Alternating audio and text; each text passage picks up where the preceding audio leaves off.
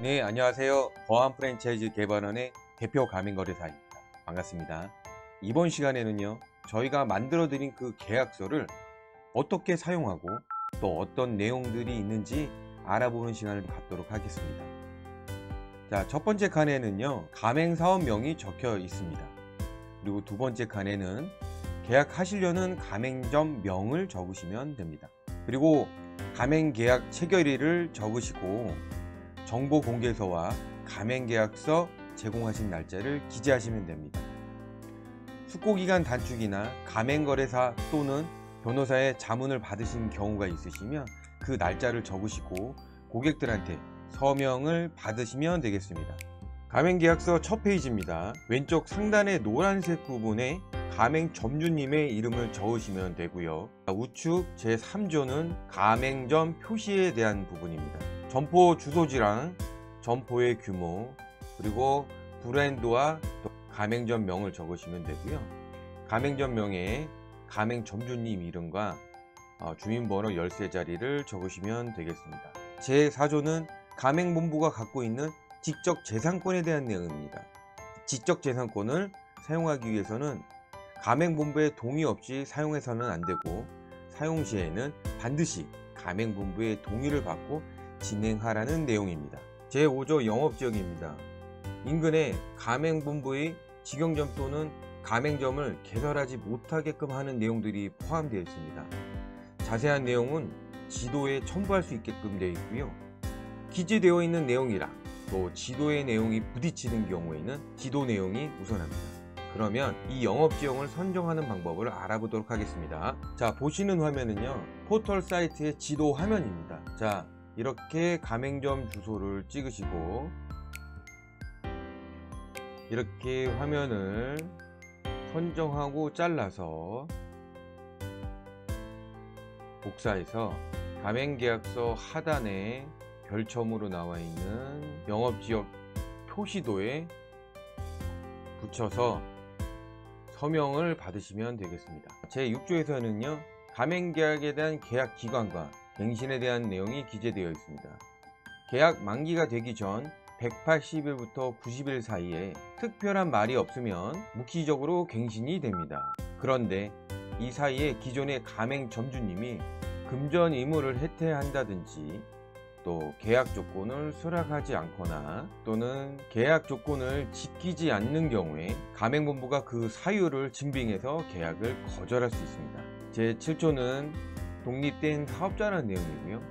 제8조는 입지 선정은 가맹점의 책임으로 진행한다는 내용이 기재되어 있습니다.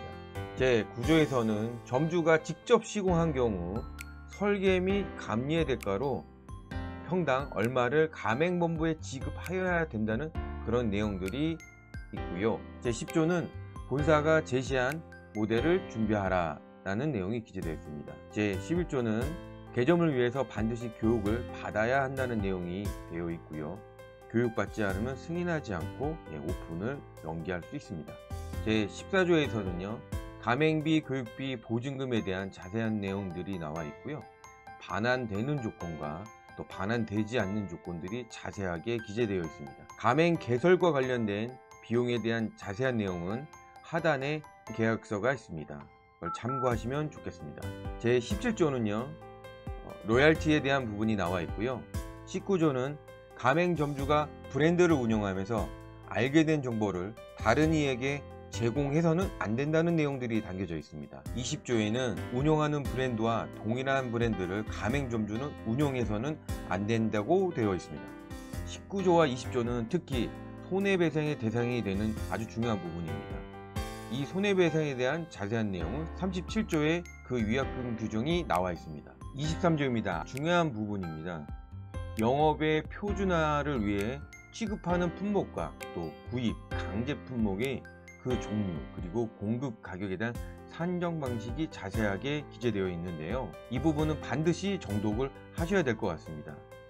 특히 6번부터 10항 사이는 매우 중요한 내용들이 기재되어 있는데요. 설명드리면 이 가맹본부는 가맹사업을 경영하는데 필수적이고 또 다른 사업자로부터 구매할 경우에 상표권을 보호하기 힘들고 통일성을 유지하기 어려운 품목을 지정된 사업자로부터 구입할 수 있도록 하고, 이런 내용들을 가맹계약서뿐만 아니라 포스 시스템 그리고 별지 및 SNS를 통해서 통지한다는 내용입니다. 특히 운용 중에 신제품이 나오거나 또는 기존의 제품이 철수되는 등 이런 변경사항이 있는 경우에는 포스 시스템 또는 다른 SNS 그리고 별지를 통해서 다시 통지할 것이라는 부분이고요. 특히 이 부분에서 중요한 부분은 이러한 통지된 내용은 본 계약의 내용에 포함된다는 내용들이 반드시 기재되어야 합니다. 구항의 내용은 혹시라도 천재지변이나 전쟁, 전염병의 청걸 등 가맹본부의 책임 없는 사유로 수급 불안정을 통해서 가격 변동이 급작스럽게 발생된 경우에는 이러한 결정 기준을 따르지 않을 수 있다는 내용이고요. 이런 변동 사항에 대한 부분은 분기에 한 번 정도로 정한다는 내용들이 담겨져 있습니다. 27조 중요한 내용입니다. 상품 공급을 중단하는 경우에는 반드시 가맹본부는 3일 전에 서면으로 예고하고 진행할 수 있다는 내용이 기재되어 있습니다. 다음과 같이 상품 공급을 종료하는 경우가 기재되어 있습니다. 28조는 영업시간이고, 편의점처럼 가맹본부가 투자를 하는 경우를 제외하고는 보통 권장사항에 해당이 됩니다. 나머지는 가볍게 읽어보시면 되겠고요. 자, 34조는 광고 및 판촉에 대한 내용입니다.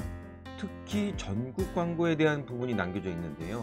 광고에 대한 내용이 어떤 목적을 두고 있느냐에 따라서 가맹본부와 가맹점주의 분담 비율이 다르게 기재되어 있습니다. 자, 예를 들어서 가맹점 모집은 가맹본부가 당연히 모든 걸 부담하고, 브랜드의 상품 광고인 경우에는 가맹본부가 30%, 가맹점 사업자가 70%를 분담하는 내용이 기재되어 있습니다. 이 중 특히 중요한 부분은 광고나 판촉을 하기 전에 반드시 광고에 대한 내용에 대해서 가맹점주에게 고지하여야 되고, 가맹점주로부터 광고는 50% 그리고 판촉은 70% 이상의 사전 동의를 얻어야만 진행할 수 있다는 점 꼭 기억하시기 바랍니다. 다음은 35조 계약 해지에 대한 내용입니다. 매우 중요한 조항이고요. 특히 1항이 중요합니다. 1항은 2개월 이상의 여유를 두고 2번 이상의 통지를 통해서 가맹점주가 시정하게끔 하고, 그런데도 불구하고 시정이 되지 않는 경우에는 가맹계약을 해지할 수 있다는 내용입니다. 35조 2항에서는요, 1항과 같이 기회를 주지 않고 바로 즉시 해지할 수 있다는 내용이 담겨져 있습니다. 36조 계약의 종료와 그 조치, 가맹계약이 끝난 이후에 어떻게 정리할 것인가에 대한 내용이 설명되어 있습니다. 제 30조 손해의 배상입니다. 매우 중요한 조항이고요. 특히 이 빨간색 부분이 중요한데요. 제 19조 비밀 유지와 경업금지를 위반한 경우에는 위약금 지급한다는 내용이 기재되어 있고요. 본사의 지정 상품을 구입하지 않고 자전 매입하는 경우에는 위약금이 들어간다는 내용이 기재되어 있습니다. 6항은 같은 내용인데요. 계약 기간을 지키지 못하고 해지했을 경우에 위약금을 받는 방식은 두 가지가 있는데, 일시불로 받는 경우와 또 계약 기간의 잔여 월수에 월정액을 곱해서 위약금으로 받는 경우 두 가지로 나눌 수 있겠습니다. 7항은 계약 기간이 끝났는데도 불구하고 계속 브랜드의 이름을 계속 사용하는 경우에 하루의 위약금을 얼마로 지급해야 된다 라는 내용이 들어가 있습니다. 제 46조 가맹계약 해지 위약금에 대한 부분입니다. 이 가맹점주가 가맹계약을 하고 나서 가맹점을 오픈하기 전에 점주님의 단순한 변심으로 인해서 계약을 더 이상 유지하기 힘든 경우입니다. 이런 경우에는 가맹비나 교육비가 문제가 될 텐데요. 특히 교육비는 교육이 완료가 됐으면 반환 사유는 없습니다. 그런데 가맹점이 오픈을 하지 않은 경우에는 가맹비는 원래 돌려줘야 됩니다. 그러나 가맹점주가 오픈할 것이라고 보고 가맹본부의 많은 인원들이 오픈에 착수를 했기 때문에 별도의 위약금을 청구할 수 있게끔 했습니다. 제 47조는 브랜드 양도양수, 즉 브랜드 M&A에 대한 조건들이 기재되어 있습니다. 새로운 가맹본부는 가맹점 사업자의 모든 권리와 의무를 포괄 승계라고, 승계되는 조건이 기존 계약과 동일하지 않은 경우에는 가맹점주는 그 계약을 해지할 수 있다는 내용이 담겨져 있습니다. 51조는 중요한 부분이죠. 구입강제 품목에 대한 내용입니다. 구입강제 품목의 거래 조건이 가맹점주에게 불리하게 변경되는 경우에 반드시 협의를 거쳐야 된다는 내용인데요. 여기서 중요한 건 협의지 합의는 아니라는 부분입니다. 협의는 동의를 반드시 전제 조건으로 하지 않습니다. 어떤 경우에 협의를 해야 되는지 알아보도록 하겠습니다. 자, 첫 번째는요, 거래할 것을 강제하지 않던 품목을 강제하는 경우, 그리고 구입강제 품목의 단위당 공급 가격을 인상하는 경우죠. 그런데 여기서 중요한 건 예외 규정이 있는데요. 육계 가격이 자동으로 변하는 경우에 본사의 가격 기준은 변한다, 이런 내용들이 포함된 경우에는 협의를 하지 않아도 됩니다. 그리고 가맹점에게 산정 방식이 불리하게 변경되거나 가격은 그대로인데 품질을 떨어뜨리는 등 가맹점주에게 있어서 불리하게 되는 경우에는 반드시 협의를 거치라는 내용이 기재되어 있습니다. 4항에는 협의는 대면 또는 비대면으로 진행할 수 있다는 내용이 나와 있고요.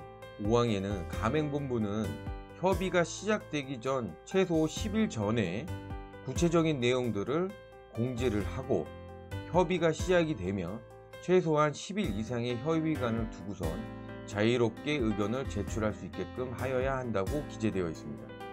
6항에서는 협의와 관련된 자료를 요청하는 경우에는 성실히 그 근거를 설명해야 된다는 내용과, 7항에서는 협의가 끝난 후 결과를 정리해서 가맹점주에게 통지해야 된다는 내용이 기재되어 있고요. 8항에서는 협의는 반드시 거래 조건 변경 전에 완료해야 된다는 내용이 기재되어 있습니다. 9항에서는 가맹점 사업자의 단체가 있는 경우에는 사업자 단체와 대신해서 협의할 수 있다는 내용이 있고요.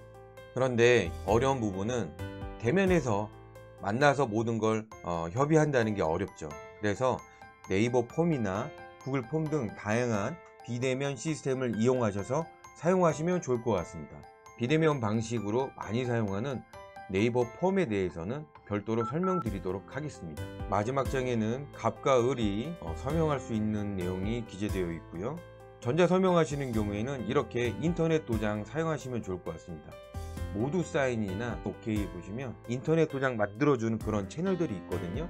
이런 데서 다운받으셔서 사용하시면 편하실 것 같습니다. 우측에는 가맹 개설에 대한 자세한 내용을 준비해 두었습니다.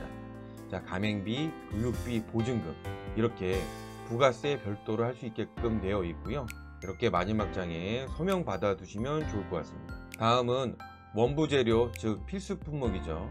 편의를 도모하기 위해서 가맹본부에게 구매할 것을 요청한다는 그런 약정 내용이고요. 인테리어에 대한 내용도 가맹본부에게 시공해 줄 것을 원한다는 그런 내용이고요. 기타 설비 이하 동문입니다. 우측에는 영업비밀 유지계약서에 대한 내용인 거고요.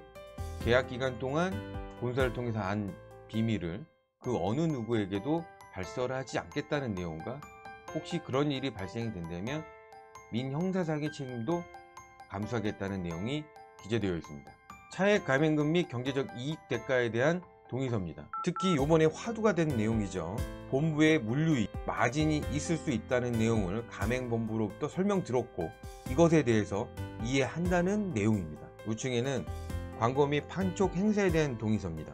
광고나 판촉하기 전에 미리 어떤 내용을 어떻게 어떤 비율로 분담을 하겠다는 내용들이 들어가 있습니다. 그리고 계약서와 정보에서 어디 부분에 이런 내용들을 가맹본부가 미리 알려주었다는 내용들이 포함되어 있습니다. 우측은 상권 지도에 대한 내용이고요. 다음은 23조 별지에 대한 내용입니다. 이 영업의 표준화를 위해서 강제하는 내용들이 어떤 것들이고, 그 강제하는 가격을 어떤 이유에서 산정했다라는 내용들이 기재되어 있는 곳인데요. 특이한 부분은 이렇게 제공해주는 날짜를 반드시 기재하게끔 되어 있습니다. 다음에 대한 내용은요, 필수 설비 및 직기 구입 강제 및 권장 품목에 대한 종류죠. 표준화를 위해서 어떤 부분들이 강제화되고 어떤 부분들은 권장한다는 내용이 기재되어 있고요. 필수 설비 및 집기 중 강제하는 내용이 어떤 것이고 공급하는 가격은 얼마며 이 가격이 산정하게 된 결정 기준은 어떻다는 내용들이 이 부분에 기재됩니다. 다음은 원부 재료 내용에 대한 부분이고요. 마찬가지로 강제하는 부분과 권장한 부분을 나열했고요. 이 중 강제하는 부분에 대한 가격과 또 결정 기준을 기재하는 부분입니다. 판매 상품 리스트는 본부가 상품의 동일성을 위해서 판매해야 되는 상품에 대해서 기재하는 부분이 준비되어 있습니다. 다음은 인근 가맹점 현황 문서에 대한 내용입니다. 점포가 확정된 경우에는 인근에 있는 가맹점 현황을 가맹점주에게 제공해야 되는데요. 그 기준은 광역 지방자치단체 기준으로 하고 있습니다. 서울에 있는 경우에는 서울, 부산에 있는 경우에는 그 인근에 있는 가맹점 현황을 최대 10개까지 제공할 수 있게끔 되어 있습니다. 정보공개서와 가맹계약서를 사전에 제공하면서 인근 가맹점 현황 문서를 제공한 경우에는 기재하지 않으셔도 됩니다. 다음은 정보공개 수령 확인서입니다. 누구한테 제공했다는 내용인데요. 언제, 어떻게, 무엇을 제공했는지 기재하는 부분이고요. 예를 들어서 홍길동에게 2025년 1월 1일 이메일로 줬다 라는 내용을 기재하게끔 되어 있습니다. 하단은 숙고기간 단축이나 가맹거래사 및 변호사의 자문을 받은 경우에는 누구한테 자문 받았는지 서명하는欄을 준비해 두었습니다. 자, 지금까지 저희가 만들어 드린 가맹계약서의 내용이 어떤 것이고 어떻게 사용하는지에 대해서 설명드렸습니다. 감사합니다.